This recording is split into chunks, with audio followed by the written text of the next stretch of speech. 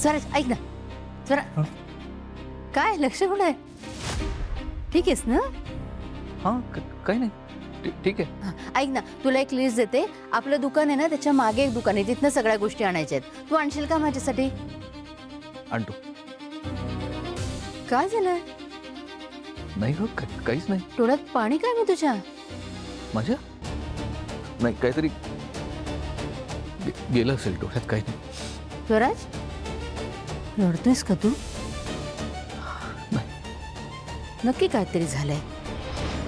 अरे मग अशी किती आनंदी होतास तू. प्रीतीला आणायला गेला तेव्हा किती खुश होतास तू. स्वराज काय झालं नक्की? मी आल्या आल्या स्वराजने मला सरप्राईज गिफ्ट दिलं होतं, पण चुकून ते माझ्या हातातून पडलं आणि फुटलं. आता काचेची वस्तू आहे, पडली तर फुटणारच ना. एवढं रिॲक्ट करण्याची काय गरज होती? एवढं रिॲक्ट करण्याची काय गरज होती? हे असं कसं बोलू शकते तू? अगं मी काय मुद्दाम फोडलंय का ते? माझ्या हातातून चुकून पडलं आणि फुटलंय. एवढा इशू का क्रिएट करायचा आहे? प्रश्न वस्तूचा नाहीच आहे ताई, इमोशन्सचा आहे. कालपासून जिजू तुला एवढे कॉल करत होते, मेसेजेस करत होते. तू येणार म्हणून त्यांनी अख्खी रूम सजवली आहे, गिफ्ट दिलं तुला, आणि आल्या आल्या जर ते गिफ्ट फुटलंय असं बघितलं तर वाईट नाही वाटणार का कोणाला? आणि मुळात ना ते गिफ्ट फुटलंय याचं मला आश्चर्य वाटतच नाहीये. तुला त्याच्या बाबतीत काहीच वाटत नाही याचं आश्चर्य वाटतंय. अगं चल, चुकून गिफ्ट फुटलं तुझ्या हातून, पण तू माफी मागू शकतेस ना त्यांची. माफ केलं असतं त्यांनी. माफी अजिबात नाही स्वराज. यावेळेला तिला मी अजिबात माफ करणार नाही. आत्या जाऊ दे ना. तू का चिडतेस एवढं? का चिडते म्हणजे काय? चिडण्यासारखंच वागते ती.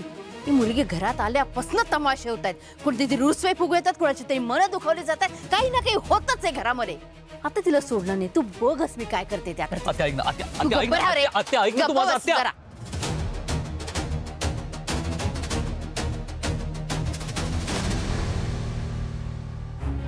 बस झालं ज्योती, खूप ऐकून घेतलंय मी तुझं.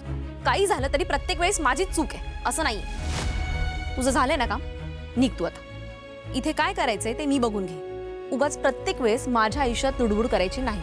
अगं ताई, मी फक्त जिजूंना सॉरी म्हण इतकंच म्हणतेय. नाही म्हणणार. अगं मी मुद्दाम फोडलेला नाहीये, चुकून झालंय ते. कितींदा सांगायचं?